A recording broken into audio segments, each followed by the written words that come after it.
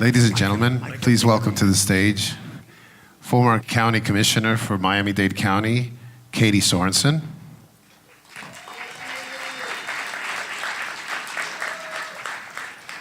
And joining her, one of Florida's most notable Republicans, Floridian and nationally, Mr. Al Cardenas.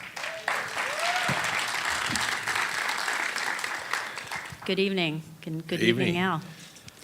I believe them. Their testimonies resonated with sincerity and pain. As we each have our own story and our own truth, they've told theirs. It's a strange era. In this era, that alone is refreshing and inspiring. Many statements stood out. My family faced persecution for religious and political beliefs. People also face persecution for their color, ethnicity, gender, and sexual identity. How much immigrants love America. My Latvian immigrant in-laws escaped both Russians and Nazis and came to the US in 1949. On the combined salaries of a brewery worker in Milwaukee and a housekeeper, they paid taxes and put 3 sons through college and 2 of them through medical school. They loved America and they contributed. My parents never discussed race. My parents and their friends discussed race, and I was taken to civil rights demonstrations beginning when I was 10 years old. I was taught that there was injustice in our country, and it had to change. I didn't experience racism until I went to the University of Florida. Sadly ironic that an institution of higher learning, which provides a liberal arts education, would be the source of prejudice and discrimination. You're in the South now. Blacks don't sit in front. The rabbi called this a splash of ice water and raw racism.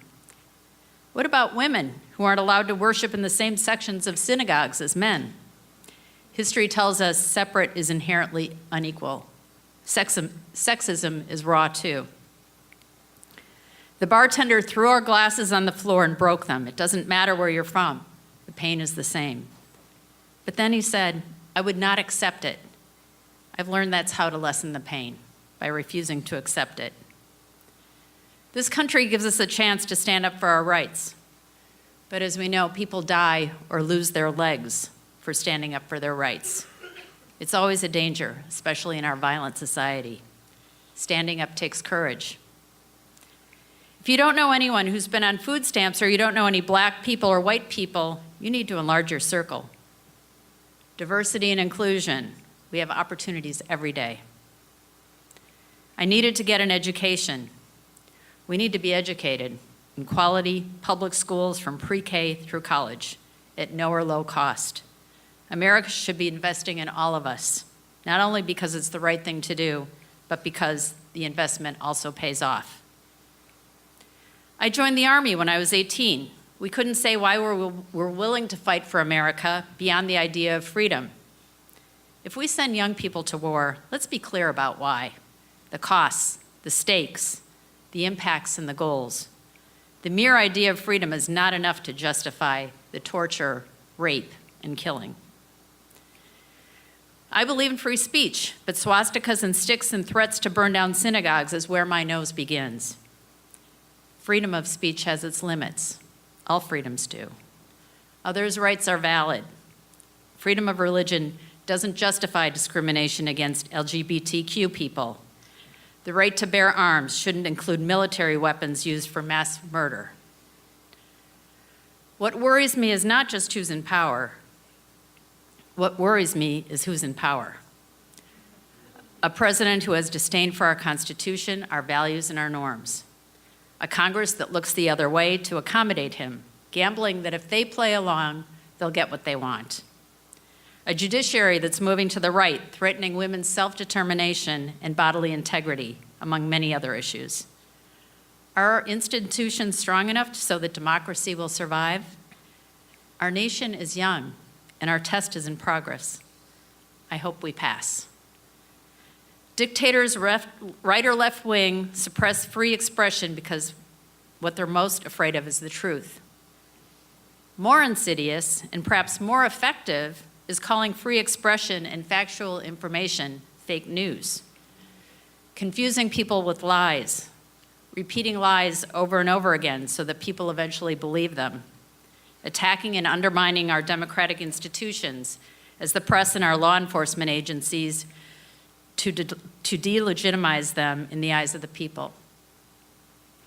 Democracy isn't just about ideals. Life, liberty, and the pursuit of happiness means something different today than they did 200 years ago.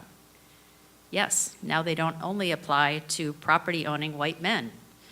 They apply to the rest of us, too. A lot of young people don't understand how much we could lose if we don't get involved. It's not only the young. Apathy is rampant. Local elections get barely 20% turnout. How can women not vote? Susan B. Anthony dedicated her life to securing women's suffrage and died before it became the law of the land. There's a lot to lose and much to gain if we organize and mobilize. We can create the society we want. Our democracy is in danger. I agree. We've got work to do. Yes, we do. Al? Thank you, Katy.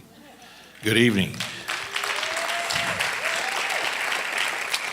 Yeah, I was very encouraged by the beginning of this program and the words being made, because we weren't talking about wages, we weren't talking about the stock markets. We were expressing our concerns about the quality of our hearts in America today.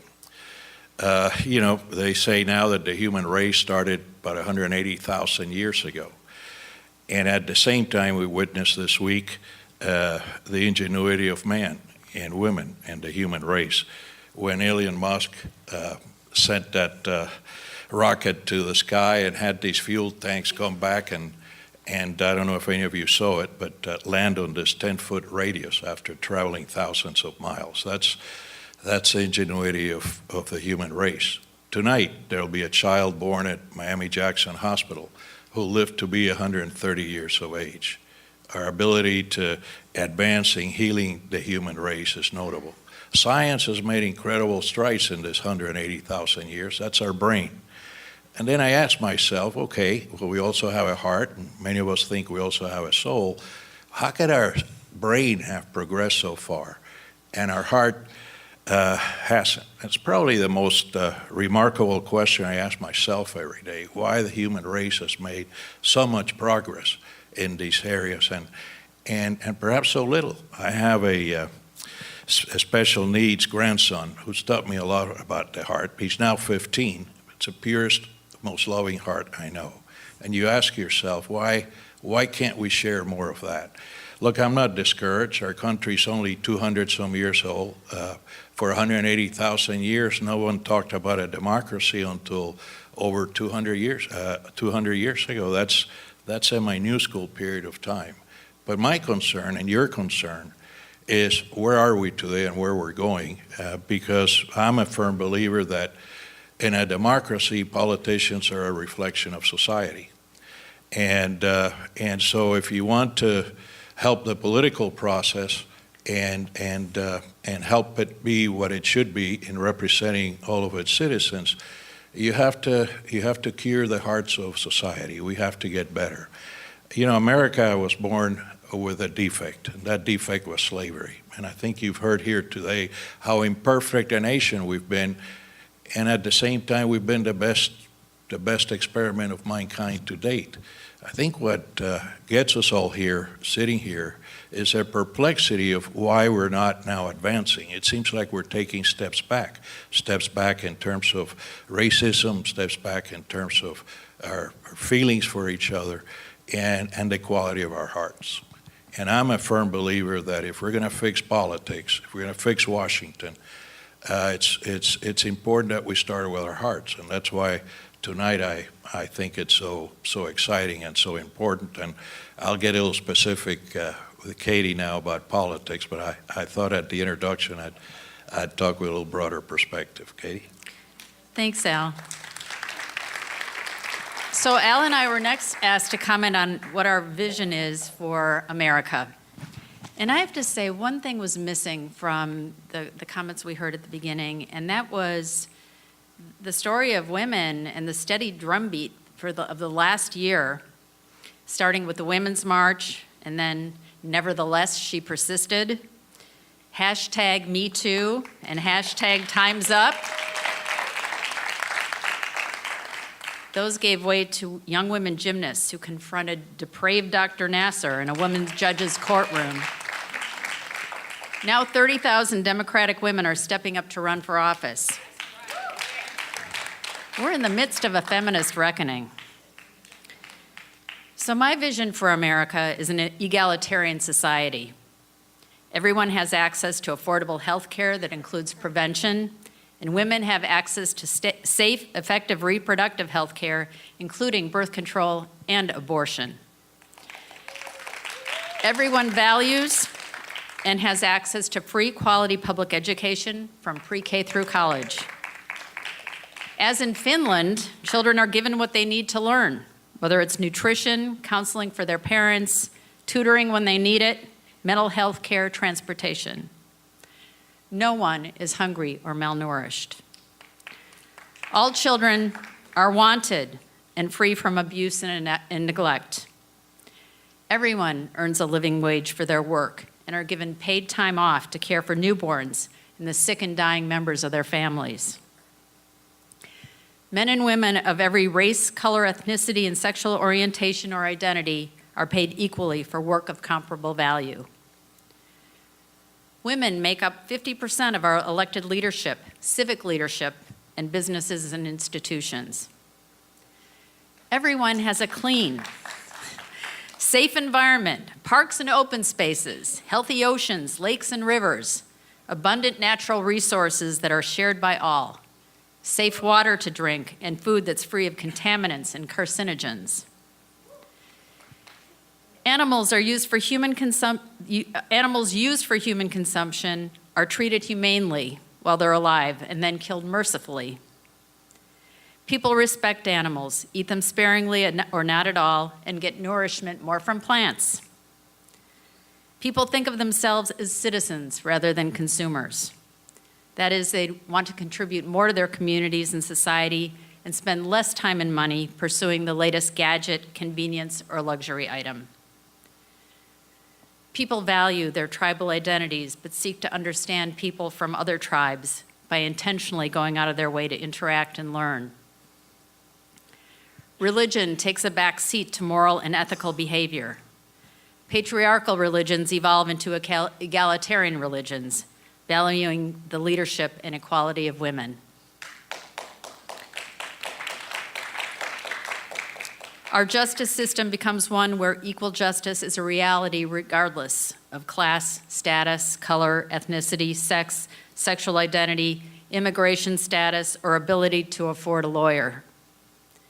Corrections institutions correct. They do not abuse, torture, or kill people. Gun laws are restrictive and personal gun ownership becomes rare. All citizens participate in at least a year of public service between high school and college, whether it's the military, the Peace Corps, or some version of the Civil Conservation Corps that built our infrastructure during the FDR administration. All governments, from local to federal, practice good government, integrity, honesty, civility, responsiveness, good judgment, transparency, use of data, and science-based information. We welcome immigrants, especially refugees, and help integrate them into our society.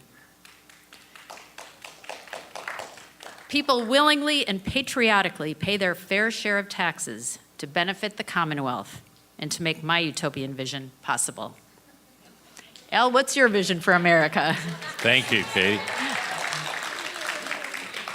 Oh, well, that's a pretty good list. Hard to disagree with a lot of what she's had to say. My vision for America is based on some basics that I think I learned along the way. One of those is the rule that if I list, and my heart lists every single thing I'd like to see done for America, the list cost would far exceed our government's ability to pay for it. After all, the way a country runs is, there's so much wealth that's generated by labor and production, and some of it the government keeps and some of it the people keep, hopefully in their pockets. And so The goal is to do as much for the people as can be afforded to be done and keep the country's economy healthy so that there could be employment for most people and that more people can prosper within the confines of that. We now have a national debt in excess of $20 trillion. If today the interest rate was the same as it was during Bill Clinton's administration, more than half of the federal budget would go towards paying interest on the debt. And so there are a number of constraints that even the warmest hearted person have to be cognizant of, or our country will lose its way. And so, yes, there are, I think most of the basic things that Katy mentioned are something that we have a moral obligation to our fellow men and women. I think that there's got to be a threshold of poverty below which no American should live, and every American should have. But you know how much money we spend building roads, how many more hospitals we build, how many things we do as a country in the 12 investment categories that we have, the military, have a lot to do with that very delicate balance between not having our future generations saddled with what could be a financial apocalypse. And so, it's difficult. And it's heart-tearing at times trying to figure out what we can afford to do, knowing that the needs exceed our ability to pay for it. So having said all of that, no one does as much for its citizens as we do. We have a crisis that not many people really understand. We have a generation of Americans, my children, for example, who've decided they're going to have less children than I did and my parents did. And that's creating a smaller country in terms of its number of people, the labor force, our productivity. You look at places like Japan and other places where that's the case, and you see shrinking economies. The only way our country can survive is with a healthy migration. Migrants who come to America not only to taste and seek freedom, but with a hunger to do better for themselves and their families. And this is not just for the migrants who are truly deserving from a human rights standpoint. This is because without that labor force, our entitlement programs, Social Security, Medicare, Medicaid, they'd all collapse because you'd have far more people being recipients of the benefits than those paying into the benefits.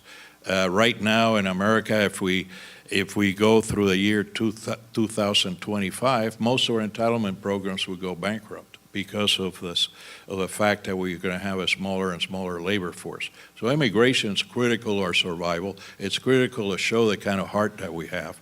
And I think Katy joins me in that, and that should not be a partisan issue. It should be a United States and for its benefit issue. And lastly, let me share this with you. I don't know where we're going politically. The political party process itself has transformed itself, and there's now more money in the private sector than in the political parties to participate in.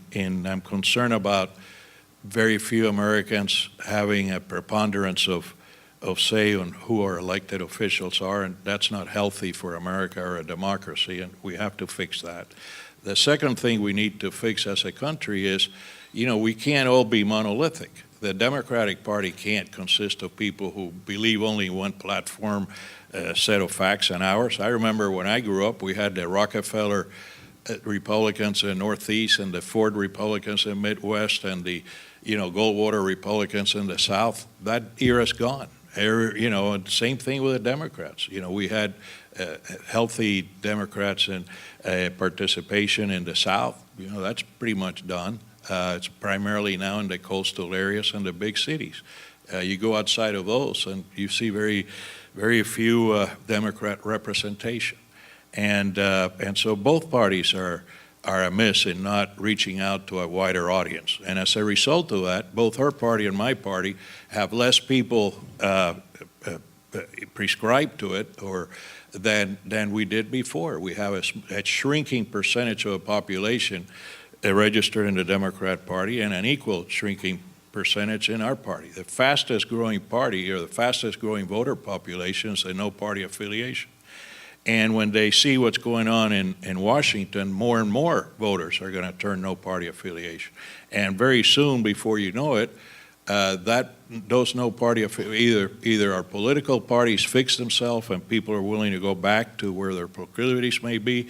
We may have a third party, or we may have coalitions like they do in Israel and elsewhere, where it's pretty hard to govern. But we're not going to stay the way we are politically if our elected officials behave towards each other the way they behave. Thanks.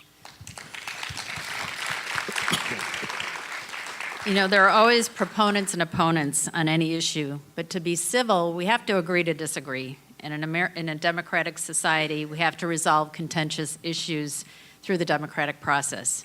But it has to be a clean, uncorrupted democratic process with a level playing field. And we can't tolerate intolerance.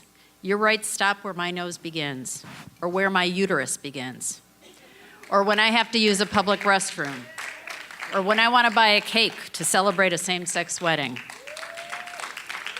We all supposedly believe in the democratic system, one person, one vote. Can we agree that we shouldn't put up barriers to people exercising this fundamental right? We have early voting, voting by mail, and voting on election day. All these things are good.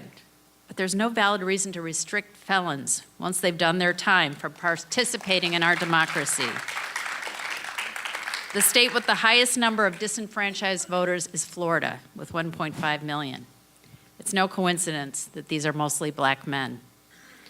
Last week, a judge ruled this practice unconstitutional, and it's going to be a ballot issue in November.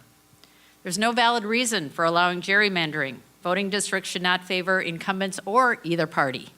It's just another way to obstruct justice in voting, which delegitimizes our system. There's no valid reason to have the corruption of money in our elections and political system. Campaign finance reform is overdue, but campaign finance reform depends on a new Supreme Court. If we care about issues and our freedoms, it's not enough to try to convince those who have a different ideology. Elle and I have different ideologies, but we agree on many things. It's up to us, though, to recruit candidates who share our ideology and our values. Contribute time and money to campaigns. Organize your friends, your family, your neighborhood, your social networks. African-American feminist activist Florence Kennedy once said, "Don't agonize, organize." She also said that the biggest sin is sitting on your ass. And no, General Kelly, it's not the immigrants who are sitting on their asses. Yeah. Support your party so that it's healthy and strong enough to do its job of organizing, training, and getting the vote out. Because if we fight fair and we win, the result is legitimacy of our government. If we fight dirty and we win, people know that the system is rigged and legitimacy is questioned. But if we fight fair and are accused unfairly of having a rigged system, then we're lost, confused, cynical, and we become apathetic. Can we just agree on the fact that the end does not justify the means? Can we agree to call out those who are lying, manipulating, inciting fear, racism, and sexism? The compromise is just working hard for our beliefs and our values and then playing by the rules. Rules that are fair to all concerned. Can we agree on that? We're going to agree on that. Okay. Thanks, Katy. Look, our founding fathers decided that our country couldn't work well without everyone having a seat at the table. That's why these arcane rules of the Senate, asking for 60 people to have a say before a final bill is passed, are important. We've had two major bills only passed in the last 8 years, and they are both very faulty. One was passed with only Democrat support, and that's the so-called Obamacare bill, whereas even Democrats today will tell you that it needs quite a bit of fixing. There's some of my party who want to get rid of it, but I think all of us can agree that at least there's some major fixes required. And then on my side, there's a tax reform bill that, in my opinion, gives people in America only 20% of the benefit and a few 80%. And that bill wouldn't look that way. I think overall, there's some aspects of the bill we needed. Corporate rates needed to be lower so that we can compete in this very competitive global economy, and hopefully everybody would benefit. But we increased our national debt by almost $1 trillion at a time when we shouldn't be doing that. And so if we had both parties at a table, I'm sure that bill would have been a lot better, and Middle America would have had a larger spread of the amounts saved. And so, that's both those items are living proof that, one, we don't pass enough important laws, and B, those we pass by strictly partisan, because the tax reform bill passed with only Republican support, and the health care bill passed with only Democrat support. That's not the way to do these things. There's a growing group of people in Congress, 48 of them, but half and half, Democrat and Republican, have gotten together and created a problem solvers caucus. I'm involved with Joe Lieberman and myself and Mac McClarty and quite a few Republicans in this group, No Labels. That's kind of the birthplace of the Problem Solvers Caucus, and it's getting bigger and bigger. Those are people who say, look, we need to have a seat at the table, because without our math, you're just not going to pass important stuff, but at least you get both points of view. So I think that's a good step towards problem solving. But politics should be all about the art of the possible. And starting out, both parties know that things are not going to pass unless certain bills, certain things are not going to pass unless everyone participates. And those who have more numbers should have more of a say. But at the end of the day, the real question for any legislator needs to be, I'm not going to agree. If I wrote this bill, it'd look different, but is this better than what we have now? And if you agree with that, then you ought to be a problem solver. And I think that's something that's gaining power in Washington as a result of the sickness over gridlock. But we have a lot of forces that are benefiting by the gridlock and by animosity, not the least of which, is the media. And, cable news is based on ratings, and ratings decipher earnings, and earnings are going pretty well the more aggressive and nasty they get.